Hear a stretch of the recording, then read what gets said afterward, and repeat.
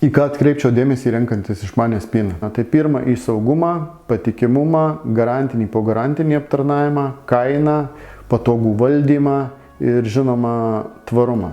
Šią dieną jis turi rūpėti mums visiems. Saugumas. Kodėl saugumas? Todėl, kad dauguma išmanių spynų pasižymi patogumu, bet nesaugumu. Reikėtų paklausti pardavėjo, kur ta spyna pagaminta, kokia garantija suteikiama, kas atsitiks ir kaip bus reaguojama, jeigu spyna suges po darbo, nedarbo valandomis, reikės reaguoti naktį ar savaitgalį, ar tai bus reaguojama, ar tai bus remontuojama, ar bus tai keičiama tiesiog į naują produktą. Kitas dalykas - kaina. Visi suprantam, kad kaina mums visiems yra svarbu, bet pigiausia kaina dažniausiai nekalba apie gerą produktą. Taip pat gali būti ir iškraipyta aukščiausia kaina, gali kalbėti irgi ne apie pačius geriausius produktus.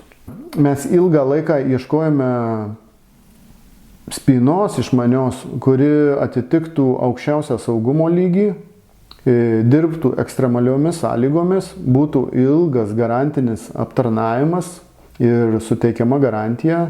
Ir radom Suomijoje, suomių sugalvota, pagaminta, ištestuota, tai iLok kompanijos išmanios spynos. Ir jas galima pavadinti išmaniausiomis spynomis rinkoje, nes taip ir yra. Kodėl? Todėl, kad jos nenaudoja nei baterijų, nei laidų, nei interneto. Ir čia galima pakalbėti šitoje vietoje apie tvarumą. iLok padarė tyrimą, kokį kiekį jie panaudotų neperdirbtų baterijų, jeigu jie naudotų jas į išmanias spynas. Ir suskaičiavo, kad 100 000 tonų neperdirbtų baterijų būtų išmetama į aplinką.